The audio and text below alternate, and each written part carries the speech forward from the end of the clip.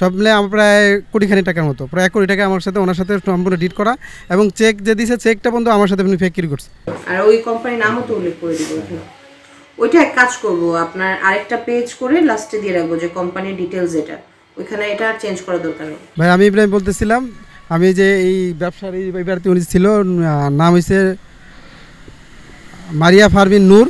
উনি নূর কিচেন এবং ক্যাটারিং করতো, এবং কাফিয়া কয়েকটা রেস্টুরেন্ট কথা বলে আমার মতো এমন অনেক লোক থেকে উনি অনেক টাকা ইনভেস্ট নিয়েছেন আমার থেকে।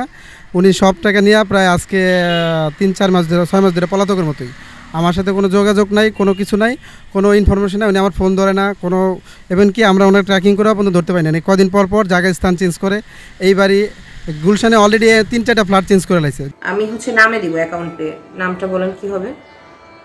আমার নামে বলেন, পুরো নাম স্পেলিং বলেন। মোহাম্মদ ইব্রাহিম। 2 দিন আগে এখানে থাকে, 2 দিন আরেক জায়গায় থাকে। উনি কোনো ওনার কোনো কথা কোনো ঠিক নাই, কোনো ডকুমেন্টেশন ঠিক নাই। উনি এবং কি আমার সাথে চেক জালিয়াতি বন্ধ করছে।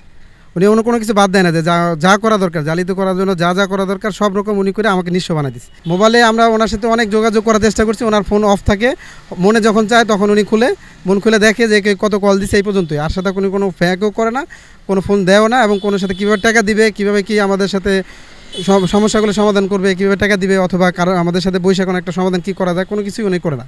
উনি পলাতকই বলা যায়। আমি কাফিয়ার ম্যানেজার ছিলাম। মেরিয়া পারিন রাহা ম্যাডামের সাথে অনেক দিন যাবৎ জব করতেছি। তার মধ্যে দিয়ে উনি আমাকে বলল যে ওনার ব্যবসায়িক লেনদেনের জন্য কিছু ইনভেস্টমেন্টের প্রয়োজন। তখন আমি আমার 3 জন আত্মীয় আইনা ওনাকে ইনভেস্টমেন্ট করলাম 24 লক্ষ টাকা। আমার কিছু টাকা আছে, সব কিছু মিলে প্রায় আপনার 37+ টাকা পাবো। তো উনি আজকে দিবে, কালকে দিবে, এরকমভাবে আমাকে অনেক দিন যাবৎ ঘুরাচ্ছে। এবং আমার যে ইনভেস্টমেন্ট যারা করছে ওনাদেরকে আপনার নাম্বারগুলো পর্যন্ত ব্লক করে দিছে। তারপরে শেষে আজকে আমাদের রেস্টুরেন্ট বন্ধ হয়েছে মোটামুটি 12 তারিখে। তারপর থেকে আমরা অনেক দিন অপেক্ষা করতেছি, তার মধ্যে থেকে উনি কোনো রেসপন্স করে না।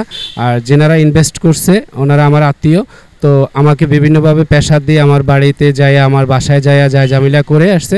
আমি এখন আসলে বাসা বাড়িতে কোনোভাবে মুখ দেখাইতে পারতেছি না, বা আমার আত্মীয় স্বজনের কাছে যে মুখ দেখাবো ওই রকম কোনো আমার অপশন নাই। তো ওনাকে অনেকবার ফোন করার পরও উনি ফোন রিসিভ করে না, উনি ফোনের বাইরে ফোন কেটে দেয়। তারপরে বাসা আগে একটা ছিল গুলশান 50 নম্বর রোডে, ওটাও চেঞ্জ করছে। তার পরবর্তীতে আবার লেকের পার্কে ওইখানে 104 নম্বর রোডে 22 নম্বর হাউজে আবার নতুন করে বাসা নিছে। ওনার বাড়ি চেঞ্জ করে, বাসা চেঞ্জ করে অন্য জায়গায় বাসা নিয়ে যায়। এখন ওনাকে আমরা খুঁজতেছি, উনি ফোন দিচ্ছি, ফোনও ধরতেছে না। তো আমরা প্রশাসনিকভাবে অনেকবার ট্রাই করছি, ওনাকে ফোন করলো থানা থেকে, কোনোভাবে ফোনটা রেসপন্স করে না। আর এখন আমরা সরকারের কাছে দাবি জানাচ্ছি, এরকম প্রতারক বা মানুষকে ধোকা দিয়ে টাকা পয়সা নিয়ে আত্মসাৎ করা এরকম লোকগুলোর কাছে যেহেতু সরকারিভাবে বিচার করে, এটা সরকারের কাছে দৃষ্টি আকর্ষণ করছে। আমি মোহাম্মদ রাশিদুল ইসলাম। কাফিয়া এবং নূর কিচেনের ইনভেস্ট লাগবে, সেটা দেখে ইনভেস্ট করি। তো প্রথম দিকে ইনভেস্ট লাগবে, ইনভেস্টে আসলে ওনার কাগজপত্র চেক করার পর আমি ইনভেস্ট করি প্রায় 90 থেকে 1 কোটি টাকার মতো। কিন্তু দেখা যাচ্ছে আমি গিয়ে জানলাম ওনার অনেক লোন, এখানে অনেকগুলো বাকি থাকে, যেটা উনি বাকি পরিশোধ না করে টাকাগুলো কীভাবে কোথায় খরচ করেছে সেটা আমি নিজেও জানি না। কিন্তু কোনো মাসের প্রফিট সে শেয়ার করেনি। ইভেন মাসে মাঝে মাঝে 15-20 হাজার টাকা দিত 1 কোটি টাকার এগেনস্টে, যেটা খুবই সামান্য। এবং দিবে, সামনের মাসে দিচ্ছি, কালকে দিচ্ছি, পরশু দিচ্ছি, এরকম প্রতিনিয়ত মেসেজ পেতাম। বাট লাস্ট 2 মাস ধরে তার সাথে কোনো কমিউনিকেশন নাই। হয়তো 15-20 দিন পর সে একটা ছোটো করে মেসেজ পাঠাতো যে দিয়ে দিব, অপেক্ষা করেন, ধৈর্য ধরেন। তাও 15-20 দিন পর, এখন ফোন তো ধরেই না, মিটিংও করবে বলে করছি, বাট দেখাও করে না। সো আলটিমেটলি আজকে আমরা অসহায়, একদম সব কিছু নিঃস্ব হয়ে, পরিবার আমাদের পিঠের দেওয়ালে পিঠ থেকে গিয়েছে। 2-3 মাসে বাসা ভাড়া আমারও বাকি, কোনোভাবেই এই ধার দেনা করে চলতে পারতেছি না, একদম অবস্থা খারাপ। তো আজকে আমরা 4-5 জন ইনভেস্টর মিলে এসেছিলাম তার কাছে, যে সে আমাদের টাকাগুলো একটু বুঝাই দিবে, কিন্তু এসে দেখি সে বাসা চেঞ্জ করতেছে। তো এই মতো অবস্থায় আসলে আমরা কী করব, প্রশাসনিকভাবে সহায়তার চেষ্টা করেছি, প্রশাসনিক তারা হেল্প করার চেষ্টা করতেছে, আমরা জিডি করেছি। এখন আমাদের একটা দাবি, যেন একটু সময় নিল, যেন আমরা এই টাকাটা উদ্ধার করতে পারি।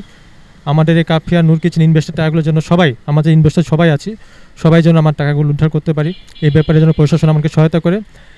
ইতিমধ্যে কাফিয়া যে রেস্টুরেন্ট সেটা অলরেডি বন্ধ হয়ে গিয়েছে, প্লাস নূর কিচেন এখানে অনেকগুলো অর্ডার বন্ধ হয়ে যায়, তারা গাফলতির কারণে ঠিকমতো অর্ডার দিতে পারতো না।